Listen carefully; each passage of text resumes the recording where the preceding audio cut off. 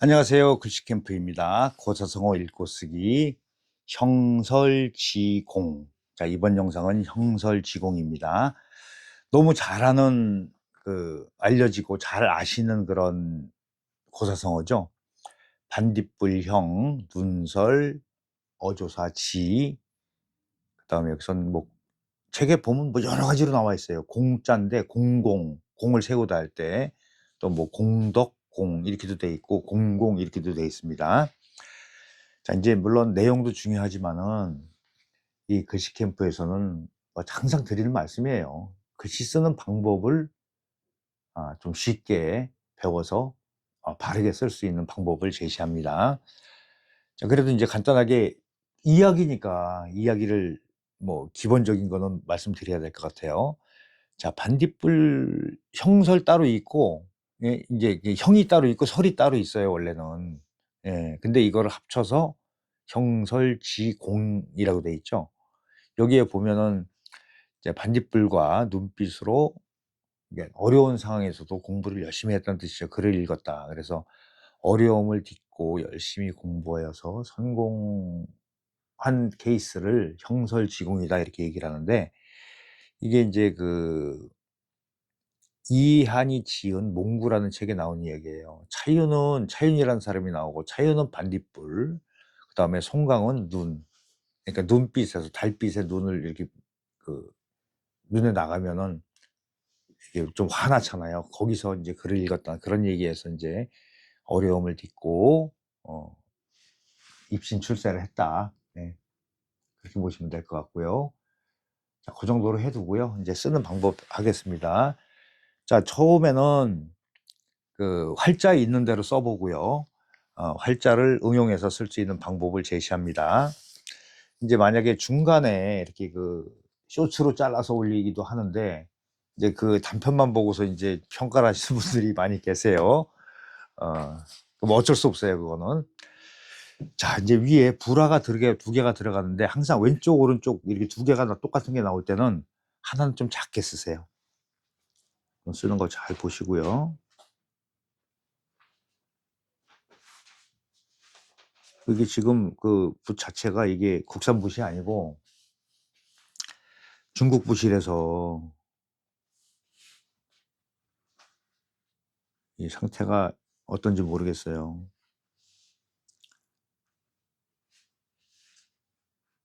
붓도 사실 보면은 우리나라 붓이 훨씬 더 잘 만들고 좋습니다. 예. 근데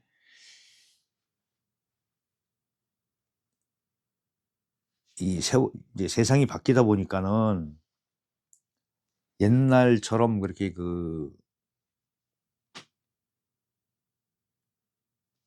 정통으로 만든 그런 붓들이 없어요. 그리고 수요가 적다 보니까 만들어지면 굉장히 고가로 나오고, 이 붓 갈라지네, 이거. 예. 그런 차이가 있어요. 그래서 뭐 그림이든 글씨든 그런 거를 좀 추구하시는 분들은 물론 제 영상 보실 거라고 전제하고서 말씀드리는 거예요.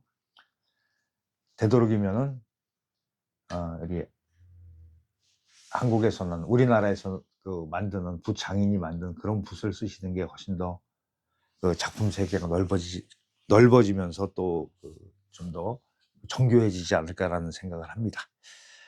자, 이제 이런 스타일로 쓰여지죠. 반딧불형. 근데 불화를 다 쓰니까 힘들더라. 그래서 간략하게 쓴 형태가 자료에 있어요. 그래서 그걸 해서와 행서로 해서 같이 보여드릴까 합니다. 위에 부분이 초두같이 변해요. 이렇게 하고, 물론 이게 중심 잡아놓고 하세요.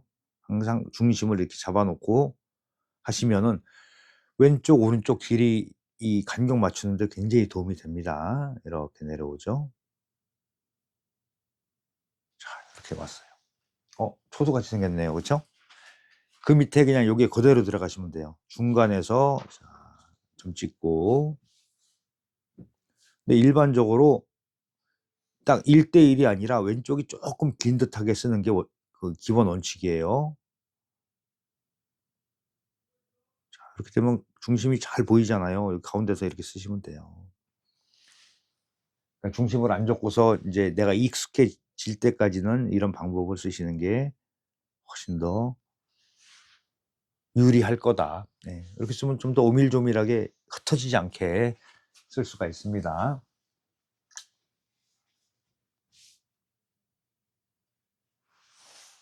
자, 그다음에 요 방법에 의해서 행서를 쓸게요. 좀 연결성이 있는 건 아시죠?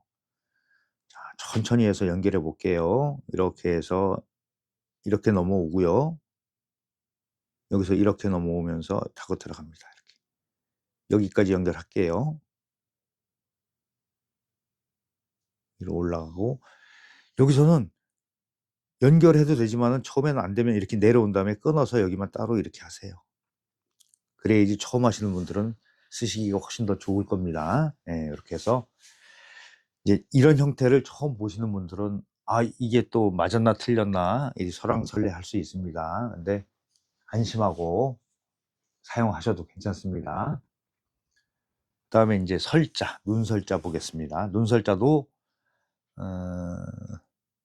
이제 활자는 여러 번 말씀드리지만 활자는 인쇄하기 편리하게 만들어 놓은 게 인쇄체예요. 이게 사람이 쓰는데 좋으라고 만들어 놓은 게 아니고 여기 보면 점이 어떻게 들어가냐 하면 이렇게 두 개로 이렇게 들어가요. 그렇죠? 이렇게. 그리고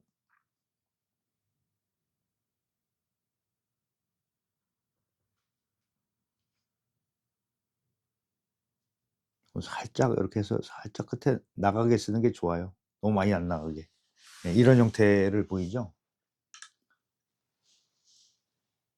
야, 이게 붓을 바꿔서 썼더니 그 익숙하는데 시간이 좀 필요할 것 같아요. 많이 좀 어설프네요. 마찬가지실 거예요. 자, 여기서는 요 위에 부분에 살짝 변화를 좀 줄게요. 크기의 변화도 좀 주고. 자, 역시 마찬가지로 이렇게 중심을 잡아 놓습니다. 이렇게 이제 너무 작지 않게 그시고요.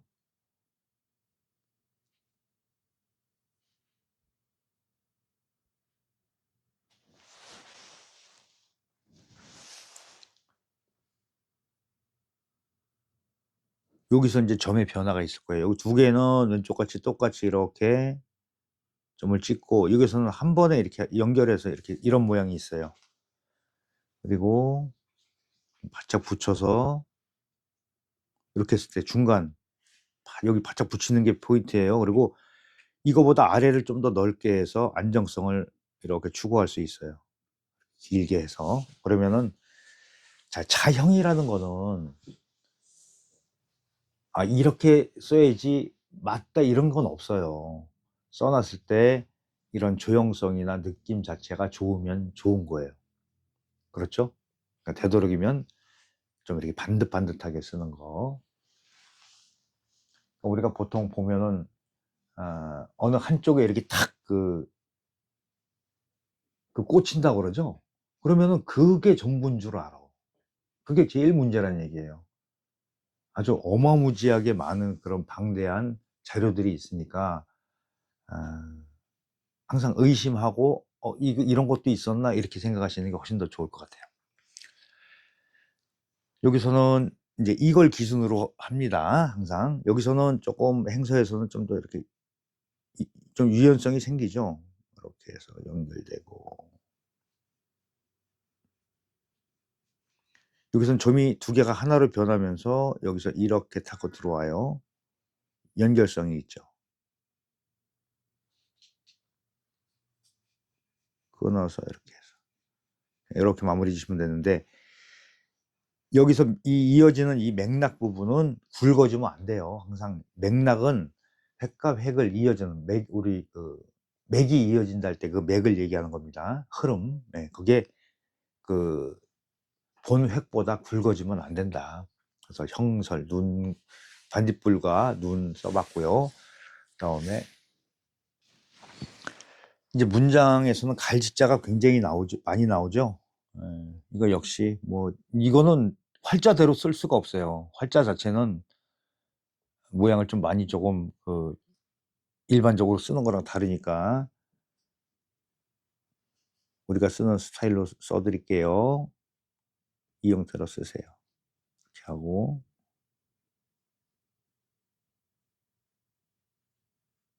요렇게 파임을 길게 할 수도 있고 짧게 할 수 있는데 이거는 그 개인의 그런 생각에 따라서 달라질 수가 있어요. 요것도 자세하게 한번 또 설명드립니다. 이렇게 간단한 글씨들이 쓰기가 쉽지가 않다. 이거 역시 중심 잡아 놓고요. 보통 점이 들어가는 글씨를 쓸 때는 점을 크게 찍는 거예요. 그냥 내 생각보다 엄청 크게 찍으세요.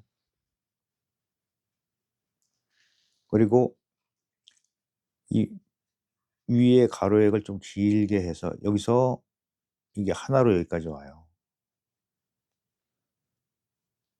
자, 중심에서 그렇죠? 그러면 왼쪽 오른쪽 길이가 다 비슷비슷하게 나왔죠? 그러면 이거보다 좀 더 나오게 해서 여기서부터 시작을 해서 위에 것 같이 많이 길지 않게 쓰세요. 여기 좀 짧은 듯한 게 훨씬 더 써놨을 때 초심자들은 더 그러니까 조형성을 유지하는 데 도움이 되실 겁니다. 이거 길이를 마음대로 조정할 수 있는 거예요. 길게도 하고 짧게도 하고 굵게도 하고 가늘게도 하고 그런 식으로 하시면 되고요. 이번에는 그냥 이 갈짓자도 평범하게 갈게요. 평범하게.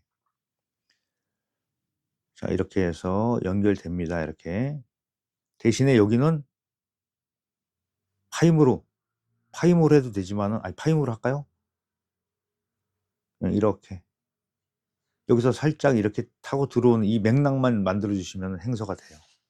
굳이 꼭 막 여러 가지 스타일을 안 하셔도 될 것 같습니다. 그 다음에 이제 공공자. 공공자는 장인공의 힘력이죠. 그래서 보통 이제 한자를 할 때 형성자냐 회의자냐 뭐 이런 거 배우시잖아요. 음부분이 여기 있다. 여기 굉장히 그 활자에 보면 크지 않게 이렇게 짧게 들어가죠. 이렇게 좀 짧게.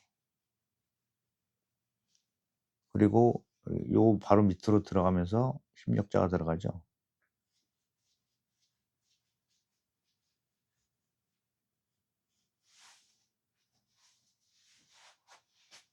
이렇게. 이 글씨를 쓰면서 이거를 뭐 영상을 찍으려고 연습을 해서 하고 그런 건 아니에요. 그때그때 이 기분에 따라서 또 이 그날 컨디션에 따라서 그리고 또 그 순간에서도 글씨가 잘 될 때 있고 안 될 때 있어요. 똑같습니다. 이 모든 우리가 몸으로 하는 그런 행위 자체가 똑같아요. 스포츠도 마찬가지죠. 사격을 하는데 어떤 날은 사격이 잘 돼. 그래서 시합에 나가서 메달도 따는데 컨디션이 저조한 날은 빗나가죠. 그런 거랑 똑같습니다. 자, 여기서는 살짝 변화를 줄 겁니다.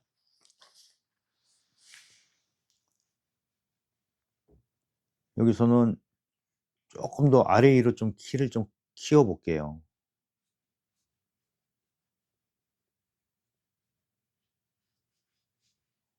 삐친같이 이렇게 좀 뾰족하게 나와도 괜찮습니다. 이렇게 하고 힘력을 안 쓰고 칼도를 쓰는 형태 그런 것도 있어요. 그러니까 다양하게 좀 배우시라고 소개합니다. 또 틀렸어 그렇게 하지 마시고 이런 형태도 있습니다. 같이 쓰이는 형태예요. 이렇게 달라진 모양이 있잖아요. 그러니까 내가 모르는 걸 가지고 뭐 틀렸다 그러면 이 조롱거리 돼요. 조롱거리. 그리고 이게 또 공공성 이런 게 있기 때문에 말도 물론 어떤 채널 보면 막 처음부터 끝날 때까지 육도 문자로 끝나는 데도 있지만은 그래도 이게 어느 정도 이렇게 다 갖춰진 분들이 하는 거기 때문에 되도록이면 다 순화해서 하려고 합니다. 자, 요거 기준으로 행서를 쓸게요. 물론 나는 이게 올라가는 게 좋아. 올라가게 쓰시면 돼요. 이 법칙에 의해서.